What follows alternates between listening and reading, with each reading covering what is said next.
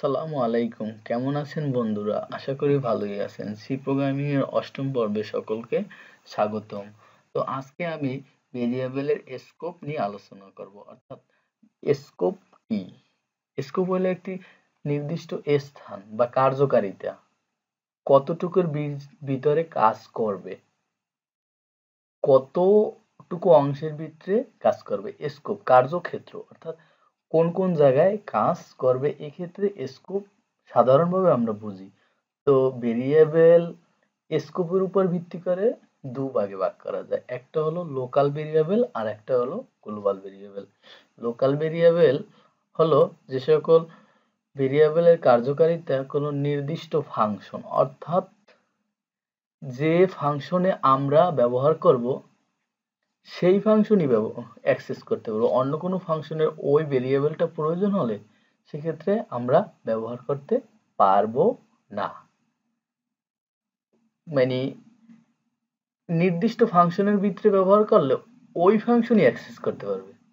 অন্য কোনো ফাংশনের যদি প্রয়োজন হয় তখন সে তাকে কল করতে পারবে না বা ব্যবহার করতে পারবে না। উদাহরণস্বরূপ আমরা ইন্টিজার এ, ইন্টিজার বি, এই দুইটা গ্লোবাল ভেরিয়েবল। অবশ্যই মনে রাখবেন গ্লোবাল ভেরিয়েবল মেইন ফাংশনের ভিতরে ডিক্লেয়ার করা হয় না, অবশ্যই মেইন ফাংশনের উপরে ব্যবহার করতে হয়। অর্থাৎ গ্লোবাল ভেরিয়েবল কোনো ফাংশনের মধ্যে ডিক্লেয়ার করা হয় না, অর্থাৎ হেডার ফাইলের নিচে বা মেইন কোনো ফাংশনের ভিতরে নয়। বিষয়টি ক্লিয়ার? তো আমরা হেডার ফাইলের নিচে ইনক্লুড স্টুডিও 8 এর নিচে ইন্টিজার এ, ইন্টিজার বি লিখলাম।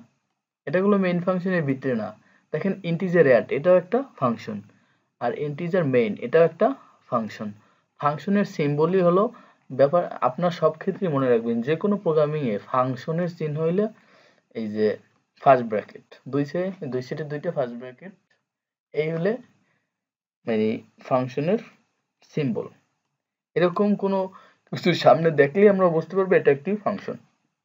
তো মেইন ফাংশনের ভিতরেও গ্লোবাল ভেরিয়েবল ব্যবহার করে না বা কোনো ফাংশনের ভিতরেই না, অর্থাৎ তাকে ফ্রি স্পেসে রাখতে হয়, অর্থাৎ কোনো ফাংশনের অধীনে রাখা যাবে না। তো লোকাল ভেরিয়েবল আমরা মানে ডিক্লেয়ার করলাম ইন্টিজার এ এবং ইন্টিজার বি। তো এখন এই যে ভেরিয়েবলটা সব ফাংশনে ব্যবহার করতে পারে। উদাহরণস্বরূপ ইন্টিজার অ্যাড, এই একটা ফাংশন, এর কি করছে এ প্লাস বি, অর্থাৎ এ প্লাস বি, এ এবং বি যোগ করছে। কিন্তু এখানে কি আমরা এই ফাংশনের ভিতরে ইন্টিজার এ ইন্টিজার বি ঘোষণা করছি? অবশ্যই না, যেহেতু এটা গ্লোবাল ভেরিয়েবল। এটা সাথে সাথে কি এই অ্যাড ফাংশন ও ব্যবহার করতে পারছে। অনুরূপভাবে ইন্টিজার মেইন ফাংশনেও কিন্তু আমরা মানে ডিক্লেয়ার করি নাই a = 5 b = 7, ওই ব্যবহারকৃত ওই ভেরিয়েবলটা আমরা ডাইরেক্ট মান ডিক্লেয়ার করে দিয়েছি।